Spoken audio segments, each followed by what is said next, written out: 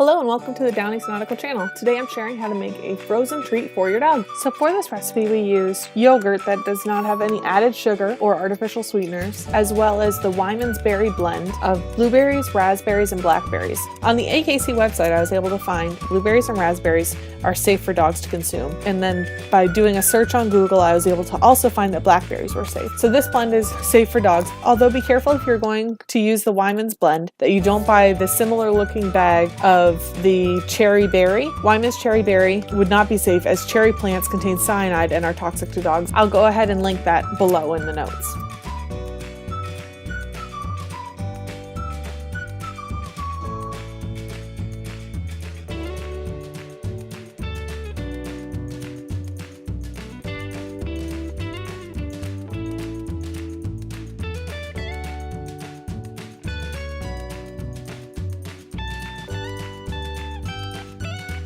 So here I am blending up the ingredients. It took about 1 minute to blend everything together. The goal here is to make the mixture smooth, removing all the chunks.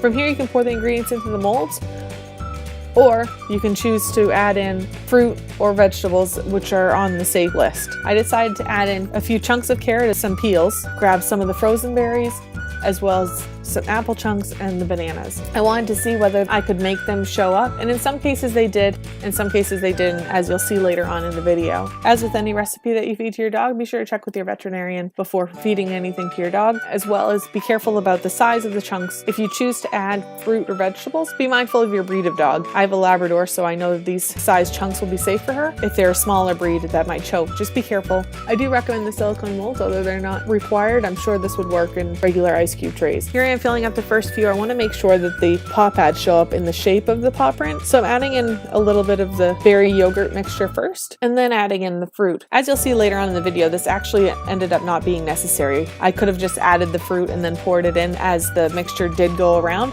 But at this point I wasn't sure, so I wanted to test it and try a few different. Apples are one of my dog's favorite treats, so I wanted to be sure to include apples, as well as bananas, carrots, and the berries, which are all on the safe list. I ended up using up all of the first blend, so I decided to mix up some more for the second. I didn't fill all the trays as I knew I wouldn't have enough to finish.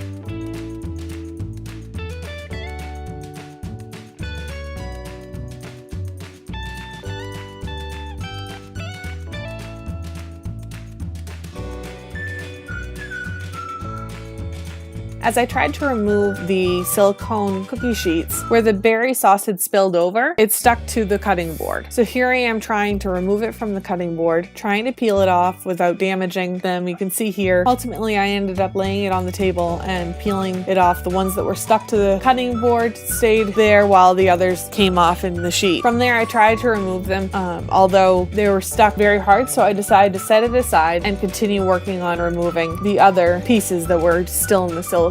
Don't worry about any excess that is spilled over, as you'll be able to easily break that off the edges once you have them out of the molds. I had tried with the spatula to remove them. Nothing seemed to be working. They were on very firmly and I did not want to risk breaking them. As you can see, some of the bananas are showing up, the ones where we just set the bananas on the top. However, the other fruit that we placed down in the bottom first didn't really show up that well. There's a couple of them that you can see like right there with the banana, but for the most part they did not show up through. So I wouldn't recommend necessarily fussing a lot over what goes in first. I would just place in the berries or apples or whatever you decide to put into the treats. I just place in the silicone and then pour the yogurt on. Each of them came out shaped correctly, so the berry yogurt mixture didn't seem to have any trouble going into each part of the mold. You can see in these ones where the banana is showing up. A reminder that the berry does stain, so just be very careful as you're removing them from the molds. As these popped off, you can see my fingers starting to get covered. You may want to wear gloves if you're worried about your fingers staining. You can see a little bit of the apple showing through. Now these After sitting just for that short period of time, some of these did pop off. The excess just breaks off easily. A couple of these were still on too strong, and when I forced it, they did break. So just set them aside. To test on this last one, I did run it under water to see if hot water would release it. It did. It made it a little soupy. So I would recommend just setting it aside and letting it thaw for a couple more minutes if they don't come off. So I set those ones aside for Maggie to sample afterwards. As you see, they come out pretty well out of the molds, just depending on what you use to hold the surface in between the trays. If you don't set anything on top of the silicone, you won't have the issue of them sticking to anything. So if you have the space in your freezer, I would encourage you to not stack them. But having a lot of things in my freezer, I only had the one shelf available. Thank you for watching. If there are any other DIYs or other recipes that you'd like to see, please comment below.